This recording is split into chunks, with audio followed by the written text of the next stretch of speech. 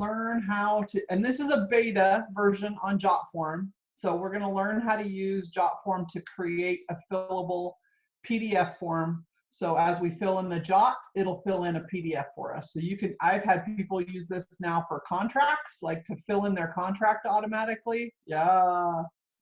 Yeah.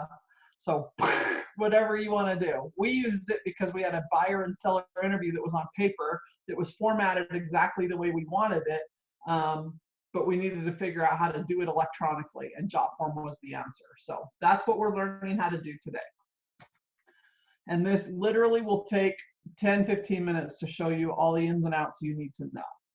So the first thing we're going to do is let me get Jotform opened up on my computer, and then I'm going to share it with you.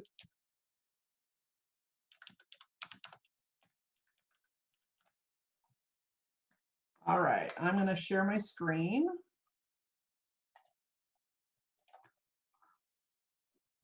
Okay, tell me if everybody can see the screen. Yes. All right, perfect. So the first thing you're going to want to do is figure out what PDF that you're going to want to fill in. So we're just going to hit create form right here, and then it asks you, do you want to start from scratch? Do you want to use a template, or do you want to import a form? And you're going to import a PDF. So hit import form, and then it asks you from where? A web page, clone an existing one, or import a PDF. So we're going to use a PDF. And it's going to say, okay, great. What PDF do you want to use? So we go grab it. Let me find one. Let me see if I have one in here. Should have been slightly more prepared for this and downloaded one, but actually I'm going to go and I'm going to download one really quick off of my OneDrive. And we'll use that. That'll be way easier. So we will use, what do you guys want to do? I'll use the one I already created just so you guys can see it, because it was a pretty complicated form as far as the layout went, and I'll show you the tips and tricks for getting that the right way. So we're going to download our seller interview right here.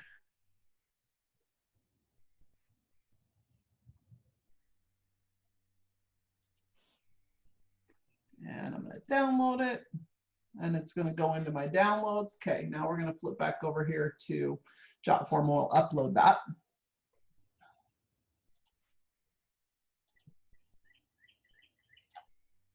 All right, so the first thing it tries to do, it's super smart, and it tries to like match everything up for you. So it's already going to try, and that's why it's taken a while, because this has so many form fields on it.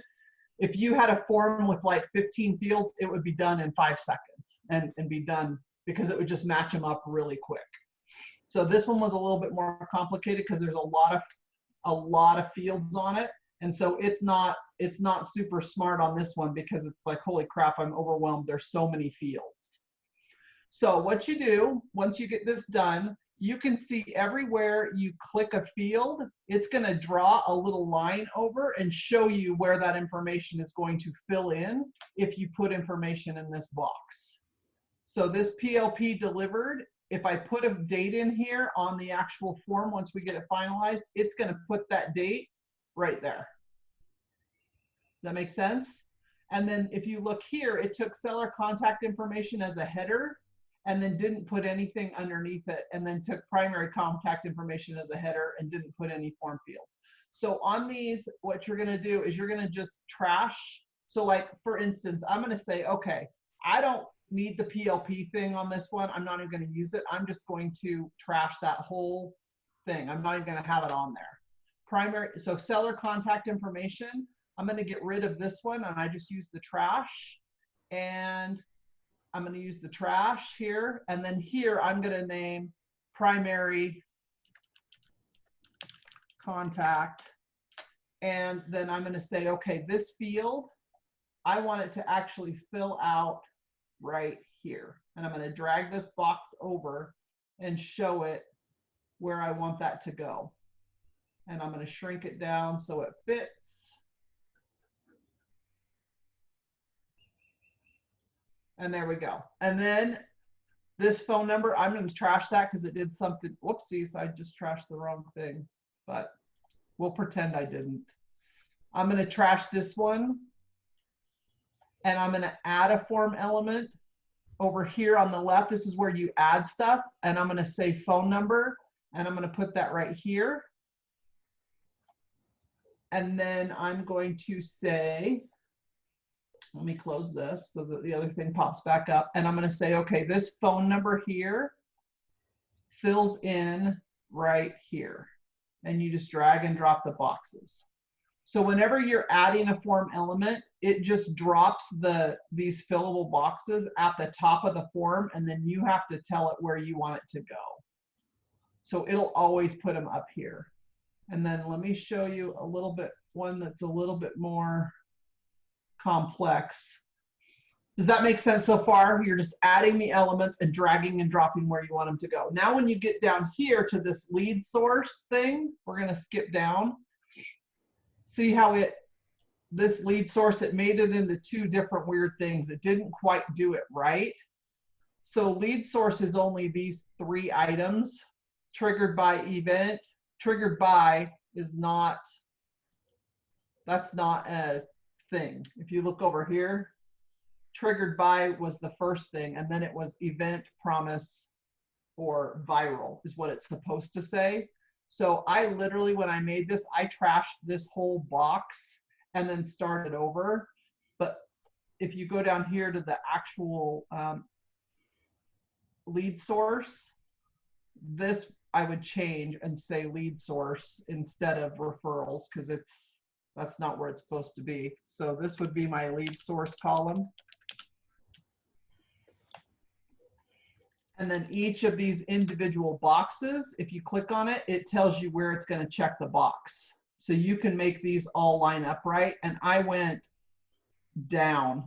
So I moved them. So like home light, like bold leads first, brevity was second. So you could just take brevity here and move it up.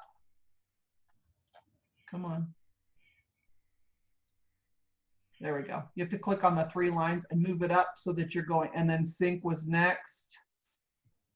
So I can move sync up. And I can make them all line up like they're supposed to. I went down and then down and then down and then down. Does that make sense? So you're just dragging them where you want them to go. So then you get all your stuff filled out, everything's done. Let's just say everything's finished and I've lined everything up. This form took me about 35 minutes to get it all lined up and correct onto the actual PDF. And once I'm done with that, then I go to settings, and this is where you decide who this form goes to when it's done. So you guys can determine once someone fills one out, who it goes to. So for instance, for these seller interview forms, this is what my ISAs are using to set appointments. So they're filling it all out, right? They're going in here when they set a new appointment, they're completing the whole form and filling out all the information. When they hit submit, I want that form to go to the agent that they set the appointment for automatically, so that the ISAs aren't having to forward it, right? Like that's who I want it to go to. And I want my sales manager to get a copy of it so he sees how many appointments are being set. So you do all that in your conditional formatting and your emails. So you can have conditions. You can say, hey, if they check that it's a referral, then show the following fields. If they don't check that it's a referral, hide those. I don't want to see them. So if it's not a referral, I don't even want to see those on there. So that's how you do that here. And you can say if whatever. If this is yes, then do this. If this is no, then do this. Does that make sense on conditions? Okay. And then the emails is where you're going to decide how it goes. So couple things on emails. Notifications, you actually have to, first of all, you can totally format what the email says when it shoots out. So for instance, on my seller interview form, my email subject was congratulations, exclamation point, Connor, which was my ISA. And I went down here and found ISA name and found out what the little code over here was for the ISA name and put it up here. So it said, I typed in congratulations. We'll just type congrats. And then we'll say that this name right here, say this was my ISA's name. I would just Control C that and Control V. Congratulations, Connor just set an appointment for you on, and then I'd go grab the appointment date right here, date the appointment set for on blank at, and then blank.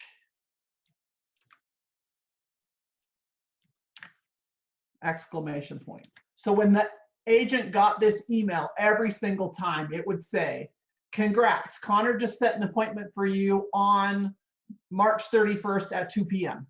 And then the PDF form would be attached to the email. Does that make sense? So you can change that.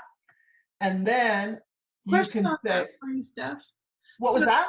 I said a question on that for you. So the email, we use these, but it doesn't send the PDF. It shows like the form elements there in the email content of the body. How do you make sure it's sending the PDF and not the Jotform table? I'll get you there in 2 seconds. I'll show you. Okay. All right. So this is the email. So you're formatting the body of the email. You're formatting what the subject says. Then you're doing recipients. So on a notification, the recipients have to be typed in. So you can't, this is hard to explain, but on a notification, I cannot specify someone in particular that was selected on the Jot.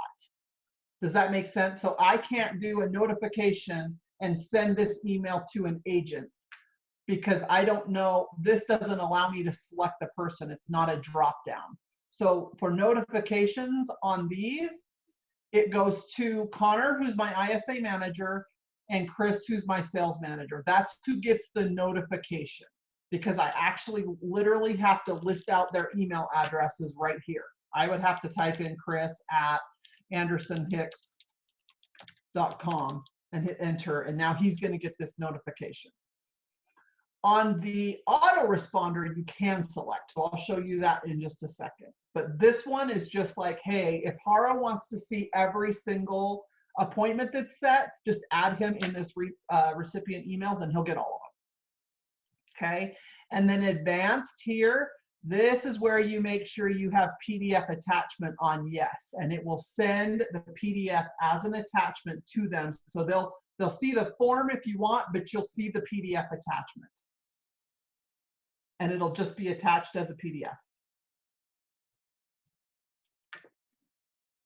All right, and now I'm going to go back and I'm going to, I'll just save that.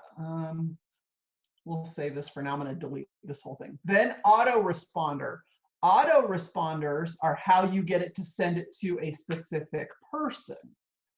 Go here. All right, so here's my autoresponder. Same thing. This is how, so when I typed in that other title, I probably shouldn't have done that on the notification because that's going to just my sales manager and Connor. So that one should actually say like another appointment's been set by an ISA and send them that. On this autoresponder that I'm actually selecting the particular agent that it's going to based on who's on the form, that's when I would say, congrats, Connor just set an appointment for you on such and such a date. And then the recipients here, this is a drop-down email. And it's grabbing all the fields off your thing. So if you want to send it to an agent, the agent email has to be in your form that you filled out. And be really careful with this, because Jotform, the one thing it does is if you have an auto response and you don't go in and set it up, it sends it to whatever email it can find first. And a lot of times that's the client's email. So make sure you always go into the autoresponder and direct the auto response to a particular email. Because in Jotform's head, it's like, okay, someone's filling out the form. I want to acknowledge to them that the form was filled out. So I'm going to auto respond to them and say, hey, I got your form. Right? So you guys got to make sure you go in there for the recipients and actually change this to who you really want this to go to. And then this autoresponder will send an email to whoever it was. And then again, with the advanced, this is where you do the PDF attachment, and you would say yes. Send the PDF with it. I don't want them to just see the form. I want them to see the PDF attachment because it has everything on it. Does that make sense? So recipient on autoresponder, if you're trying to direct based on what you put in your form, you have to use the autoresponder. You can't do that on the other email, the notification. All right, what questions do you have about this? And then once you're done, once they fill this out, what's going to happen, let me go to my forms here. So if I have this is my actual, let me delete this one before someone goes in there and is like, what the heck is this? Okay, so once you actually have a form and you want to use it, what's going to happen is, this is my actual form. So I could go in here and hit start filling, and it's showing you what it looks like. You hit start filling, and then I'm going to enter all my information. You can make things mandatory. So like triggered by is mandatory. Some of these things, we haven't made a lot of them mandatory on this yet, but I would fill it out. I'm just going to check a few things so we can fill it out.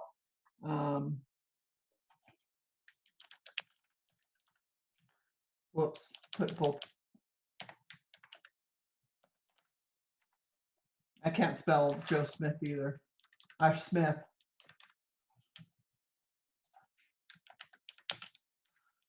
We're going old school, AOL.com. Does that even exist anymore? I don't know if it does. Some people might still have it. Okay, so say I'm done and I filled out the whole form. I'm not going to hit submit because it'll actually go to my people, but I can hit preview PDF.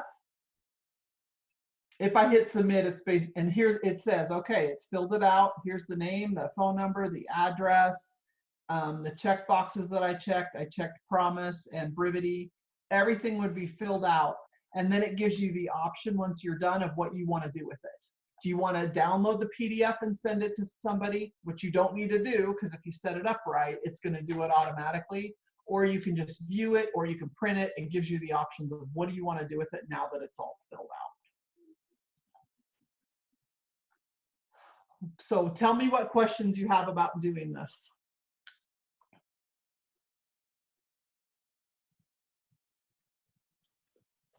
I think this is great.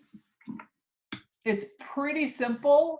Yeah. I don't think it's once you figure it out, like it's not super intuitive right at the beginning, but once you figure out how to line up all the data and input then it's totally fine. One trick that I did find, let me get back out of here. One trick that I did have to do, let me view this form here.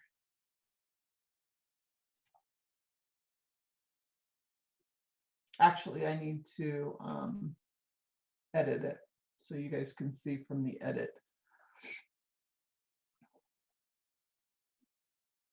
These fields right here, where I had the interview notes, where it was 3 fields, I actually had to put it over here as notes line 1, notes line 2, and notes line 3, because it did not wrap text very well. So if you have a lot of information, I would put it in as separate things because it does, and your people as they're filling it out will realize how much stuff can actually fit in there. I've noticed I can fit about a sentence and a half on line 1 and then 2 sentences on line 2 and line 3. But a lot of times I'm not adding a ton. I mean, like I said, it's still beta, so I don't think they've kind of worked that out really well to wrap around onto different lines of text. I did try and make a long text box and drag it through all 3, but it just was still running off the page it wasn't wrapping it around. So that was my hack to get it to be a little bit better and fit into the form better. But we don't have a whole lot of stuff where we're like typing a whole paragraph into a form. Any other questions? Does anyone else have any questions for Steph? We use a form for our agents to, request a purchase and sale agreement. And I'm going to go ahead and create that form to fill in the purchase and sale agreement so that they're already giving us all the information. And right now we're actually going and retyping the whole thing up again, which what a waste of time. If they're already putting it all in a Jot form, why not just have the Jot fill out the purchase and sale for us with the information that they're giving us, and then we can go add whatever else we need and send it off. So there's a lot of different uses for it that you can use to just pre-fill out any PDF that you want. And Stephanie, correct me if I'm wrong, just so that my team has a little bit of context. Your operations team fills out contracts for agents. Right, so that, if that makes sense. So if an agent wanted to submit an offer, they would give the info to the ops team. Anderson's operations team would fill it, and I'm guessing send for signatures, or there's some communication there. Yep. We have about 30 different Jot forms we use for requests for stuff.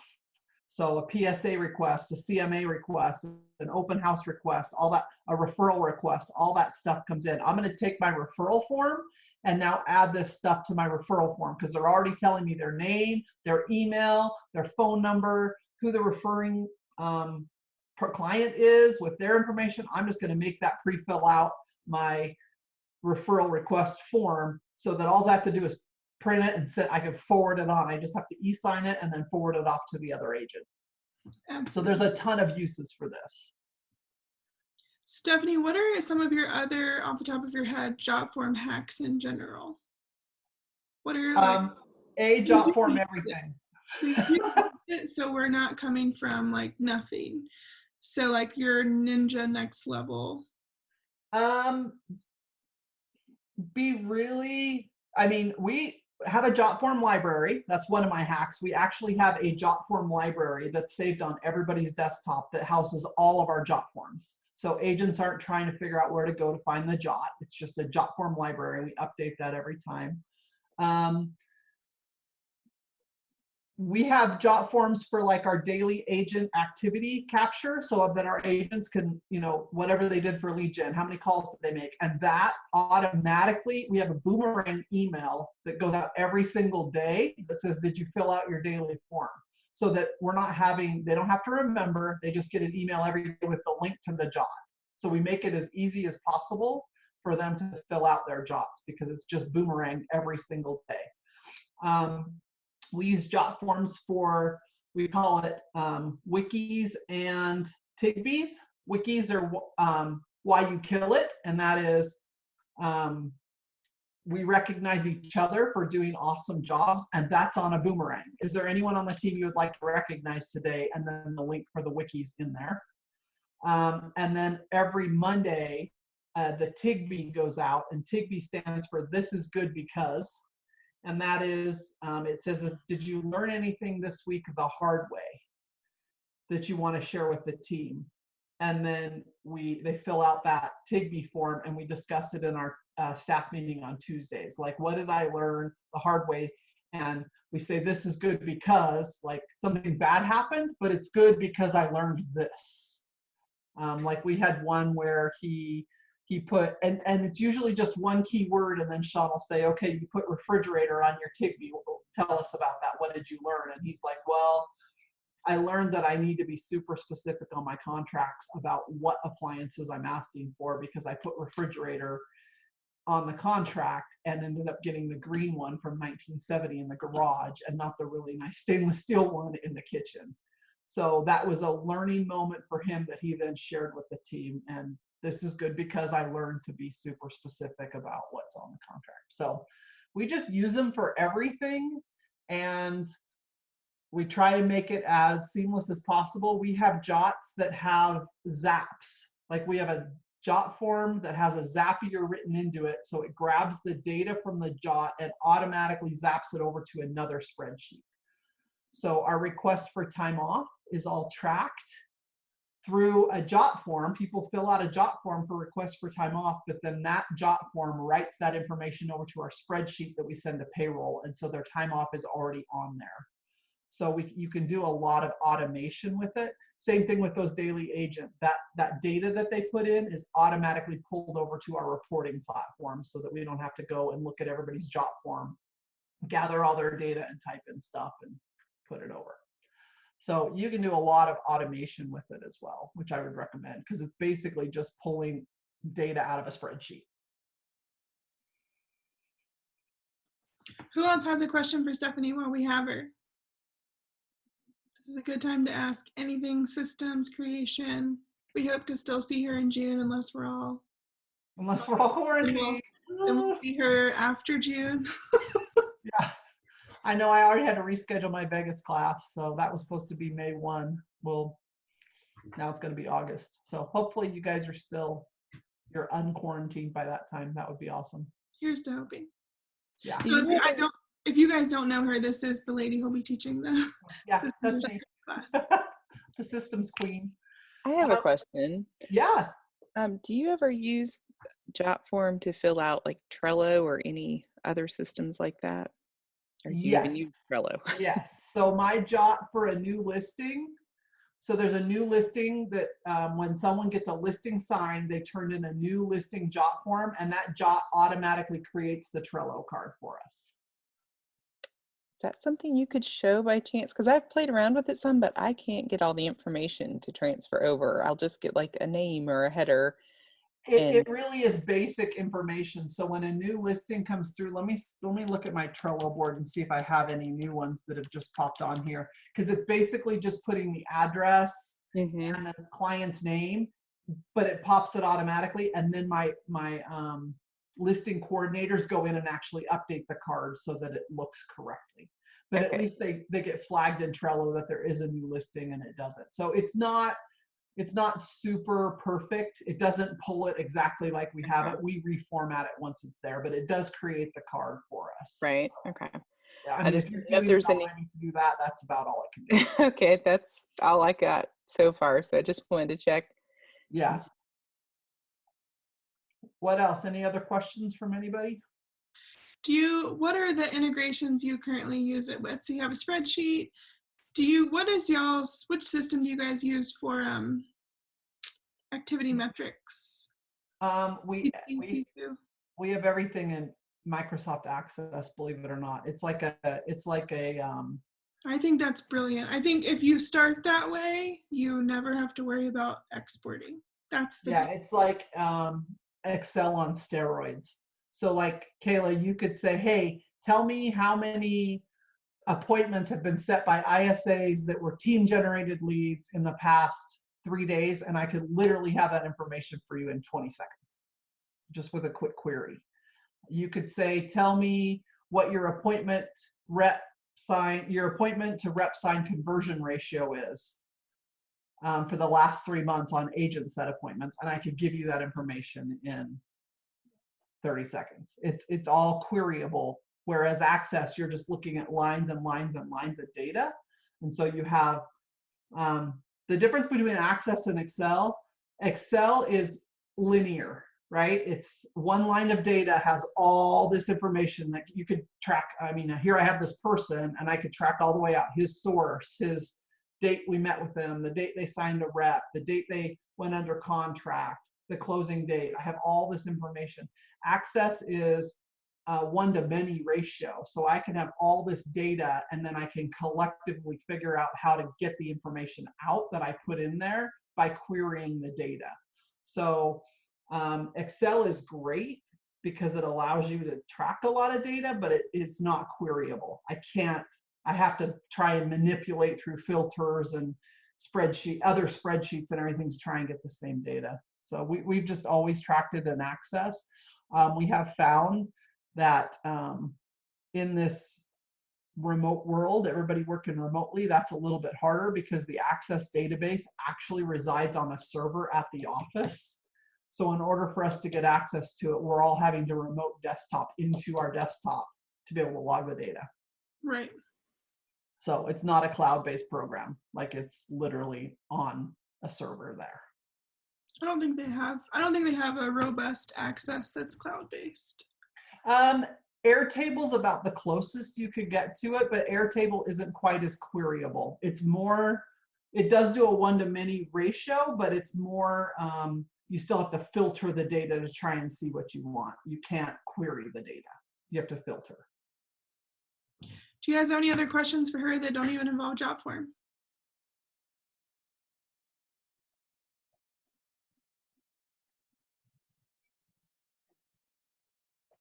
Any way to increase efficiency on anything? This homegirl has thought about it. You have?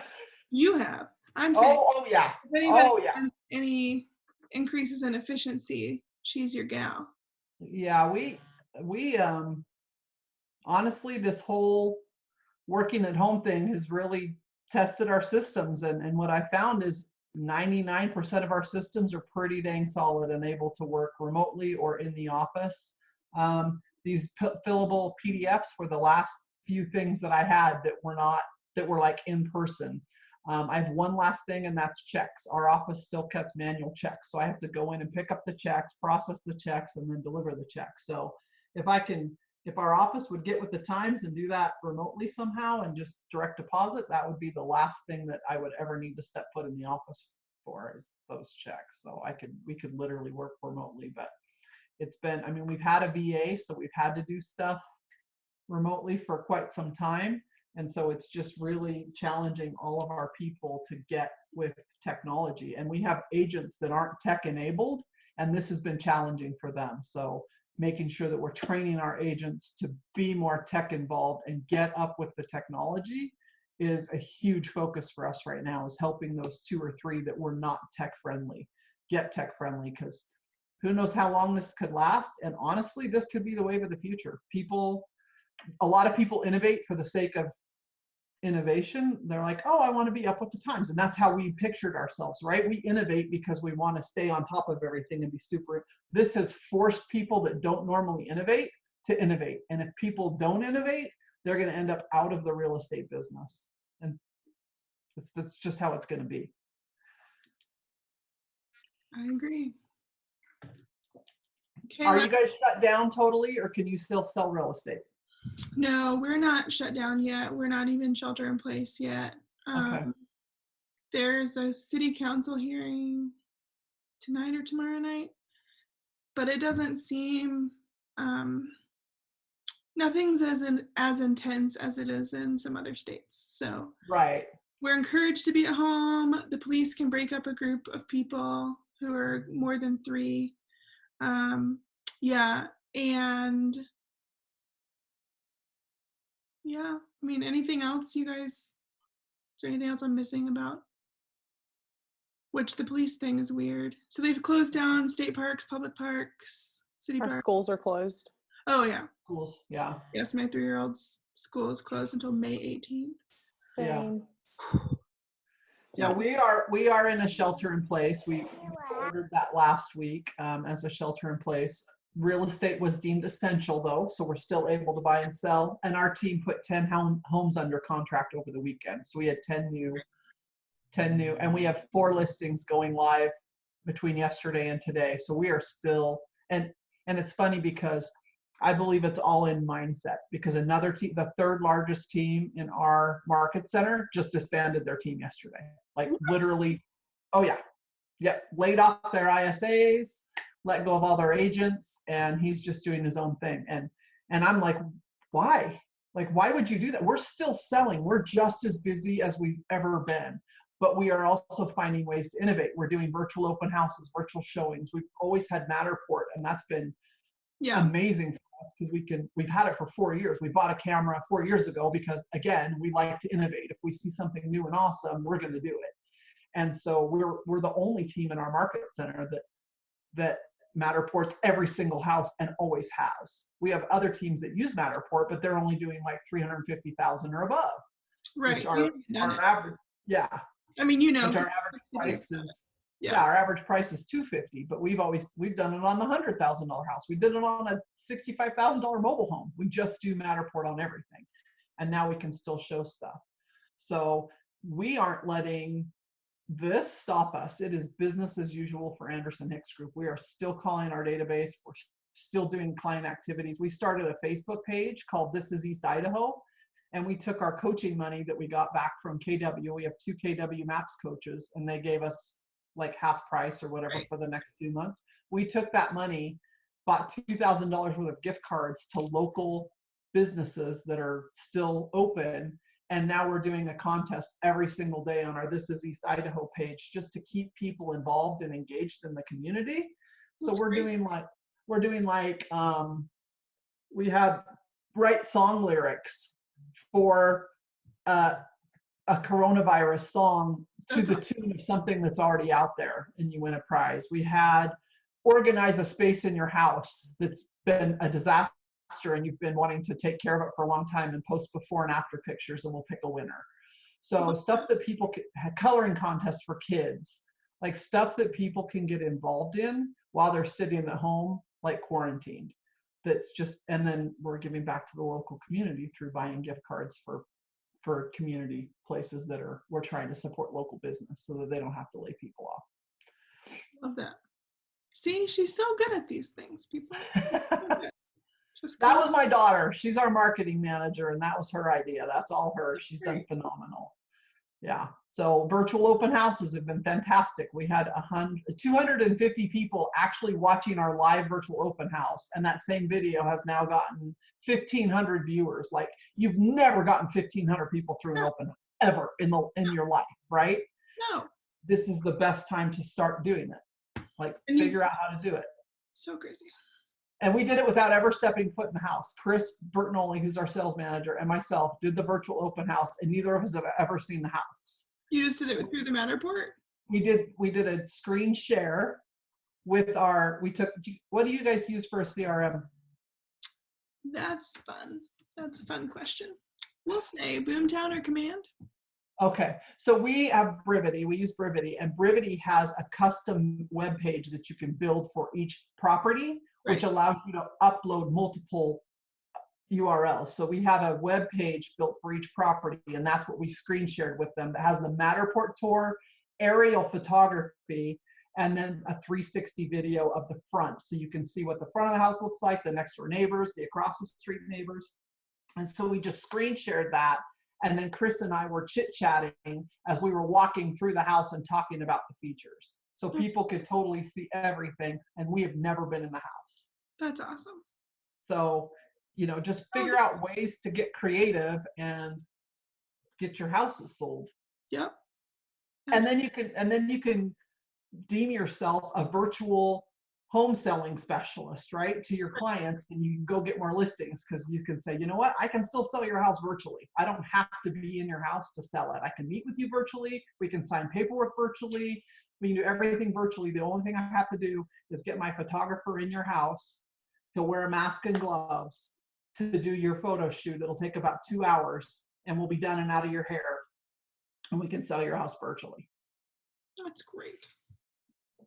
So stuff like that. Just be innovative. Everybody's got ideas. Just take them and brainstorm and figure out how to do it. And we did it all using the systems we already had. We didn't buy any new systems. Right. Awesome. Well, Steph, thank you so much. This is so wonderful. Welcome. Such a great time with you, and you're so good at these things. So anything you need, just let me know. During your quarantine time. Yeah, figure out how to use systems that you didn't really know how to use. Another great thing to do during quarantine time. Perfect. Anybody else have any last minute things, or just want to thank Steph? Thank you. Thank you, guys. Thank you. Have fun. Stay safe. You too. You too. All right. See you guys. Bye.